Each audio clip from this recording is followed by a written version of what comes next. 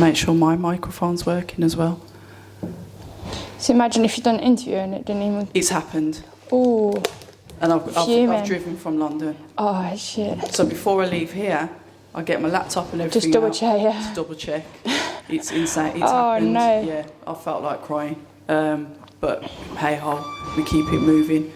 Anyway, what's wrong with that? Without further ado, we're here with I'm going to call you a future world champion, Sandy Ryan, welterweight.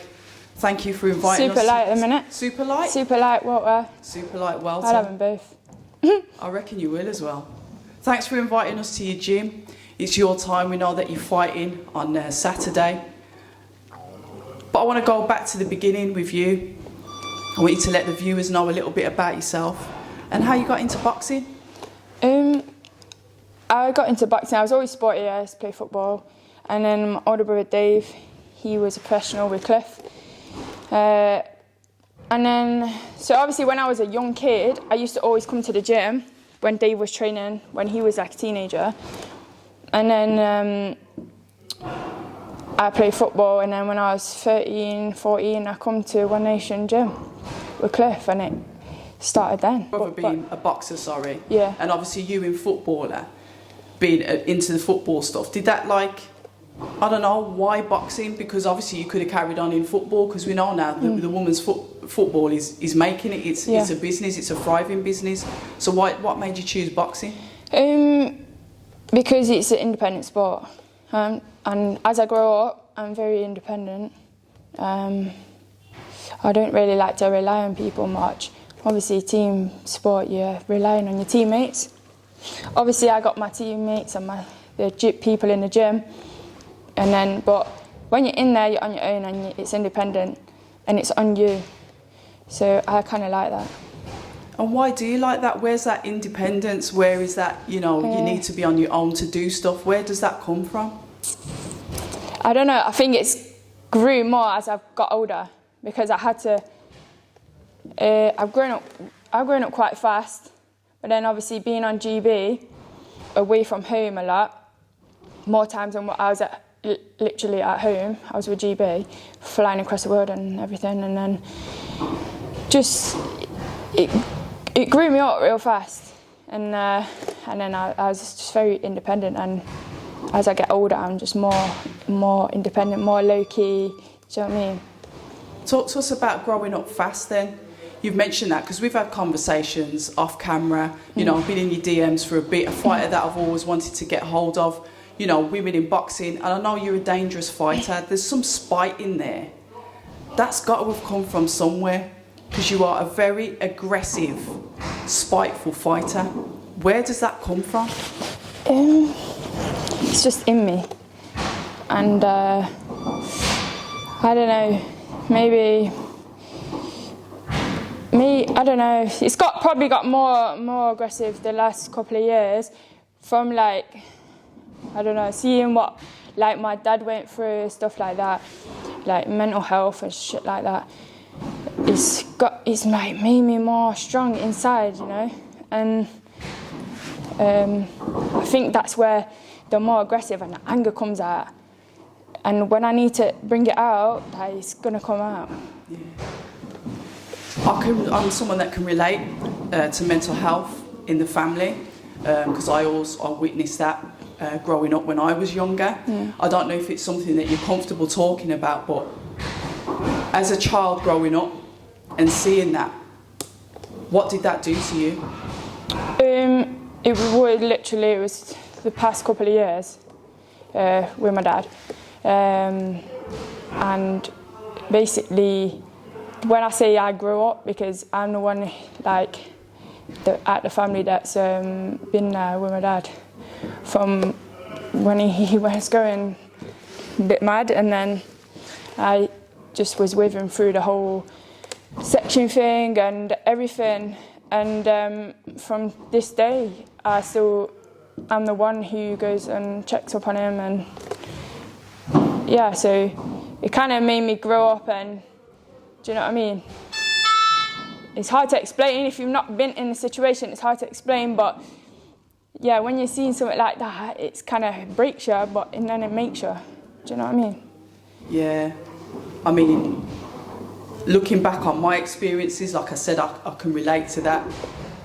It hurts to see someone that you love deteriorate, you know, mentally.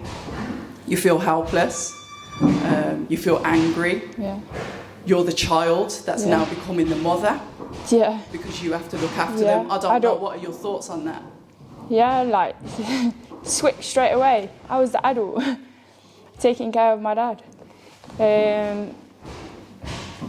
He's good, healthy now, but he's still, obviously, still like, I still have to go and look after him sometimes and like go check up on him and stuff like that. And that's why, yeah, it's like, that's why I'm very independent as well, and I'm just very like growing up real fast. So that focus then, you know, you get into boxing, like you said, you've got that anger in you. Boxing helps to challenge that, or channel that into your performances. Because were you like that when you were in amateurs? Because I haven't seen any of your amateur footage, so I don't know your style of fighting as an amateur. I heard about you, I heard you were good. But how did that change you as a fighter? I wasn't as angry as an amateur. I'm not saying I'm an angry fighter. This gonna come across.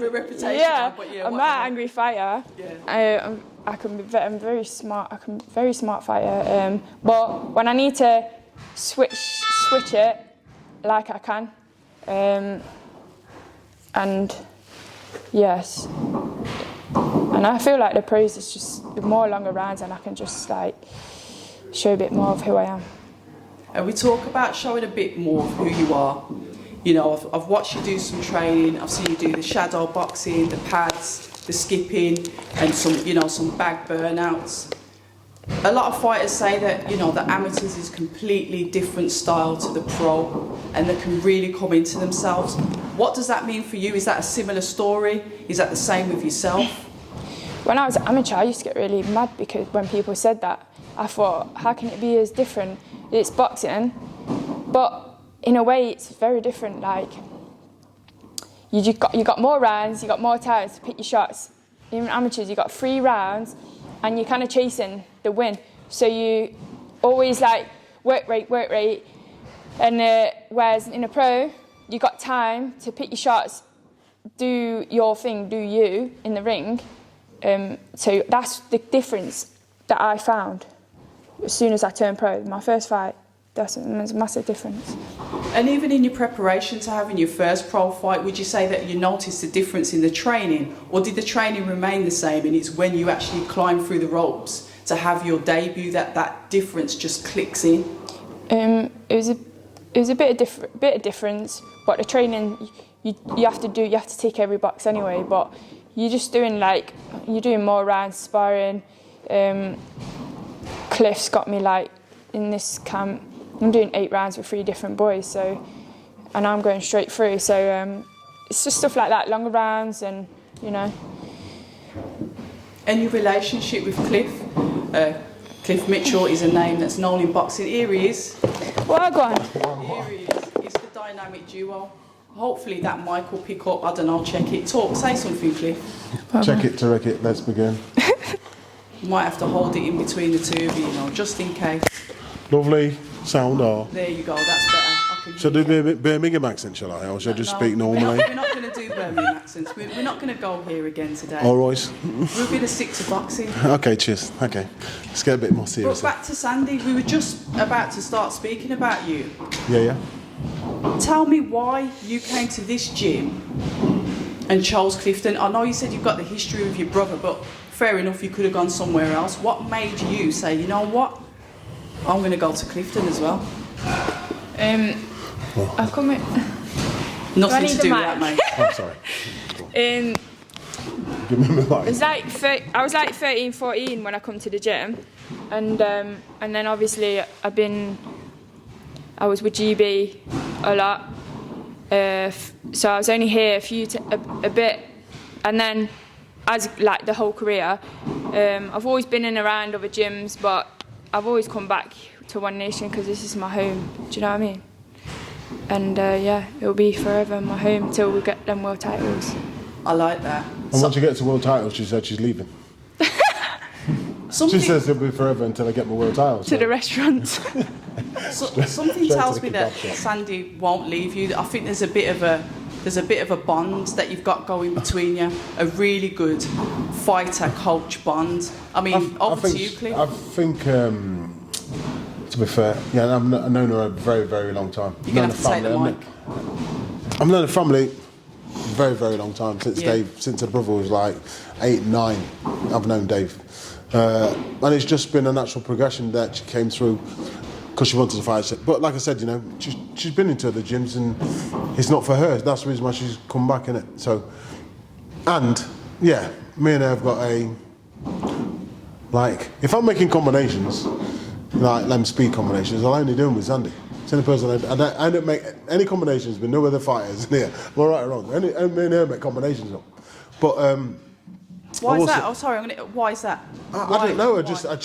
She just gets what I want to do. We started that combination. It's called 24. Started that years ago. Yeah, and like I said, any combinations that we put together, it's me and Sandy put them together first.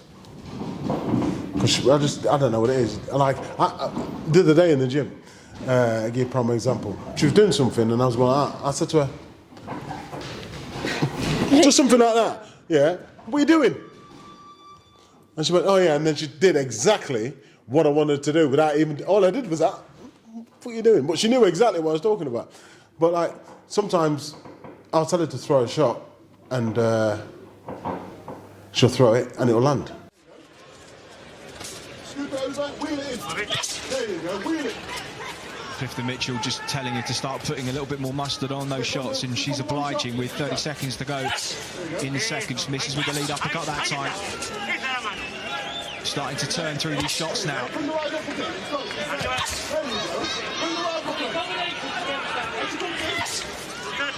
Clifton Mitchell in the corner there asking for combinations, wanting her to put her shots together now. No single big ones. And then I tell her to throw a shot. Oh, she's got it in her head, one punch that she wants to throw. No matter if she's going to miss or not, she's still going to throw it. And I'm like, why don't you just wait? I'm throwing it. She'll be loading it up, showing the opponent she's throwing it, and she'll still throw it. There'll be nowhere near it. But that's just every now and again. But to be fair, yeah, we've got a good chemistry, and probably the best chemistry. All my fighters nearly probably got the best chemistry in the boxing ring, by far. And how important is that, especially for you, Sandy? You know, you're embarking on your pro career. How important is it to have that bond with your trainer? Massive, because I feel like trust in it. Trust, and I feel comfortable getting in the ring. Like, put anyone in there. Come beat me and Cliff, because you ain't. I look at it like this. No, not really. You're probably going to start calling people out to it. No, I'm not. No. I'm not calling anybody out. No need to. I think that if like I said, she trusts what I say. And trust is a big thing, especially in boxing with your coach in your corner. Listen, we don't know what the future holds, but I know that she's got my trust 100%, and I trust her to deliver whatever I say. So, you know, it's like having Sandy on a remote control in the ring. What I say, right, boom, do that. That's why I feel comfortable, because I feel like if I got in the ring and, like I said, if I was like 50% fit, put me in the ring, I could have take me through round by round, I'll win the fight. Because I understand for me, what people don't even know is that, I had 4 professional women boxers. 4 professional women boxers. I didn't know that. Back in, what year would that be? Probably 2007, 2008. Yeah, I had Sarah Davis, I had Sue Emsley, Juliet Winters, and a girl from Manchester.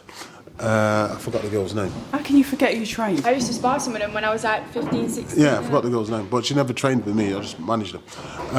And so I've been in women boxing a very, very long time. So when the people are talking about, you know, this and that, and you remember there was one girl that I used to box. She was on Big Brother. She went in Big Brother. I forgot what was her name. I'll come back to me anyway. But like I said, so I understand women boxing. I find it very easy to train women at boxing. Very easy. Very easy. Why? Probably because they listen more, to be fair. And if I tell them to do something, they usually do it. Understand? With Sandy's not a problem. With the girls, it's never been a problem. Just say, do this, do that. But I think the most important thing with Sandy, and for me, is that because she's been around the country, been around the world, boxing all different stadiums, different, you know, different temperatures, different, you know, climates. So she's got layers. Hers boxing anywhere in the world has no difference to her. She's been in loads of different boxing rings all around the world, so that gives her, for me, a lot of pedigree. The pedigree you can't take away. Understand? And listen, I'm not saying that nobody can get, that she can't get beat, but I want to see the girl. I haven't seen a girl to beat her yet. But like no like stadium venue or anything are gonna faze me, because I've been there and done it in amateurs. Like I've been in big crowds and big stadiums, so like say I've got the experience and everything. I say the only person that beats Sandy Ryan is the one that she looks at in the mirror. Understand? I like that. It's the only person That's that beats. the only person you got to face every day, isn't it? Yeah. So you know you're only lying to yourself. Understand? And I'm not going to give her accolades and say she can do this and do that if she can't do it. She hasn't got the ability to do it. She has the ability. Let's see if she's got, it boils down to her temperament, desire, and how much she really wants to achieve what I feel that she can achieve. Well, Sandy, then back to you. What I will ask then is, what is your purpose? Eating. She love food, you know? Love food, man. Question for Sandy. Sorry. The beautiful Sandy. My purpose. I've always wanted to be successful, and I want to, obviously, when I got kids when I'm older, I want them to be like, Mummy. give them everything that I didn't have. Give them everything. Do you know what I mean? So it's like you want to build a legacy. Yeah, and I think, let me cut in here, right? I think That's not like you to cut in. No, I think, that if she doesn't be two weight, undisputed, I think she's underachieved. That's what I think. Whether it happens or not, we'll just work towards it. But like I say, one's good enough, but I think she's quite capable of doing two. And me and the team believe that. Now, only time will tell. And it won't be through lack of ability that stops her. Well, you're entering the game of politics.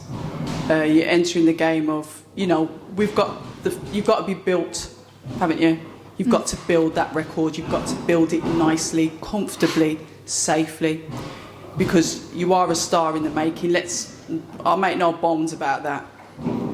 But we want to see your progress. We want to see you take those smaller steps, but as long as you're making progress, build that record, and then it will come.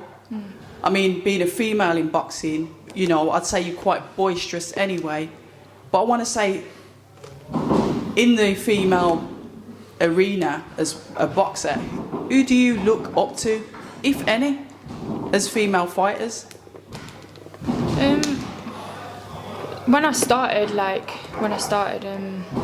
obviously the pinnacle, the top girls were like Katie Taylor and Clarissa Shields, and I always said that they're top girls, and I think they still are at the minute, and that's where I want to be. Obviously, I want to be at. Yeah, when they say women's boxing, and they say Katie Taylor, Clarissa Shields, Sandy Ryan. Do you know what I mean? So that's where we're heading and where I want to head to. So in the next 12 months then, you focus, obviously you've found out who your opponent is. We'll keep quiet on that until it's formally announced. But where do you see yourself in the next 12 months? However, pregnant, council house, No, I 2 don't- kids. I don't. No, sorry. Sounds like you're describing me. Sorry, Sorry. my past life. Sorry. Never mind. Why is this conversation really didn't need to go here, but thanks for that. Anyway, Trying to be serious. can't wait to have a it's baby. pointless. I know. Imagine if I had a world title and then went off a year, had a baby, come back. I don't think you'll do that. I think you're too Nah, I driven. want to. I'm nah. What is your map? I want to. I've always said I want to. I want to make sure I'm successful. I want to reach the top. I want to win world titles, and I want to try and do it super light on water. Before I then look at being a mom. It's interesting to hear it from a female's point of view, because when you speak to male fighters, they're not saying, yeah, and I'm going to get all these titles and then I'm going to be a dad. So it's nice to hear that it's weird to hear that you've still got that maternal instinct. You're a fighter by nature. This is your career. But you're saying at the end of the day, I want to have kids and I want to provide for them. I want to give them what I didn't have. That's quite refreshing to hear. Because I'm growing up as well. She's grown now. Me a grown ass woman. She's grown now. So I just have goals. Do you know what I mean? If you don't have goals and you don't know what you want in life, Aspirations, yeah. then what are you? You do what you're doing with life. Do you know what I mean? And that goes back to purpose. I don't think this is going to be the first conversation that we're going to have. This is going to be one of many. I just wanted to get a little bit of a feel for you as you go into fight number 3, which I have every confidence that you'll come clean out of that as well. But before I do go, I wanted to say that I like the way your feet are. You've got very, very good feet. You can't teach power. The way you throw your shots. I'm going to say this, your body shots, your body shots, you throw them like Canelo. I don't know if no one's ever said that to you before, but the way you plant your feet and you literally ram into that target is very Canelo-esque. And I feel like the more fights I have, the more you'll see. Do you know what I mean? I'm a very adaptable fighter. If Cliff tells me, not fight, go to this girl, I will do that. If he says, nah, go on your back foot, do you know what I mean? I can do that. She's predominantly, really, was a back foot fighter. Now she's, seriously, she never she's more an amateur style, in out. But coming from the amateurs and coming to me now, I mean, I don't have to plug any more holes where she'd come back, we'd do a bit of training, I'd do this and do that, and to go back, I like to say, turn your right hand over, she'd come straight back like that or something like that. So, it's very hard for me to. But like I said to her in the first place, she could fight anyway. I said to her, when you went to GB, they didn't just line 10 girls up and think, right, football team, I'll pick her. You've had to have something in the first place for him to pick you. And for you to go and get a silver in the Worlds, that showed the calibre. The calibre and what she's got. So she's got it. She had it anyway, and you can't put it into people. Understand? She's not right in her head, but most fighters aren't right in their head. I was about to say, to do this, you can't be. To want to go into a ring and beat the shit out of somebody, you can't. You're not normal, are we? Yeah. No. But and what is normal? Me. No. Definitely not. No, but I'd say honestly, if she fulfills her potential, there's no beating her. Understand? If she fulfills her potential, her dance partner, we'd like, who her dance partner is, isn't it? It's going to be her dance partner. That's Chantel Cameron. That's her dance partner. That's who we want. Yeah, that's who we want. And take nothing away from Chantel. She's a very, very, very good fighter. Very strong, very fit, very determined. But I just think that we've got a little bit more than what she can bring. Sandy, what are your thoughts on that, and why do you believe that you can beat her? You can't take nothing away from Chantel. Like, she got her engine. She's got a very good engine, yeah.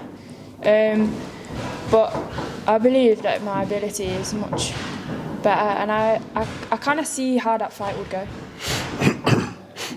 I see it. They've got a bit of history from GB, haven't they? They're both on the GB squad together, aren't they? They've sparred together. Yeah, loads of times. Loads of times. And? Yeah, Or is it what happens in GB stays in GB? Is it one of them? Yeah, I don't really. Did he talk kick up? about it. Did he beat her up in sparring? We don't talk about it. No, we don't talk about sparring. I'll try Sparring it. doesn't count. It's not on the record. But no, we're not here trying to diss nobody. You know, I've got a lot of respect for her, and she's a fighter, and she's done a lot more than what we've done as a team so far. So all praise to, you know, and I hope she does well, and I hope she wins the fight against who's it? Reese, is it? Callie Reese, yeah. Callie Reese. I hope she wins that fight, and then we'll take all the belts off you. tournament. And then we'll take all the belts off you. Isn't it? Interesting. I don't need to do the talking, me. You're proper giving it a good game got talk big here, clip. aren't you? It's not even game talk. I'm serious. I'm not even playing. This is no jokes. Let her win that Kelly Reese fight, yeah, and then we box her. We'll take this with the shorter side of the purse. Obviously, we'll do that. Just to Yeah, take yeah. We're talking about shorter sides of the purse. Just Well, so see, you can we gain got those time. titles. We got time because she's champion. But you know, first and foremost, we've got Saturday to look after. You know, we talk like this here, and then we're going to get beat up on Saturday. It ain't going to look good, is it? So they put this interview out on Sunday then. Yeah. Well, you know what? I might put it out on Sunday. No, put it out on Saturday. I'm quite confident. No, I'll put out a little clip, but I might put the whole thing out on. Oh, you're going to cut? Sunday. You just cutting this all up anyway. So, yeah, it's funny. So, yeah. So straight after that, you say, you're straight into the. joking. You're just going to go straight into Chantal Cameron. Yeah, we want her next.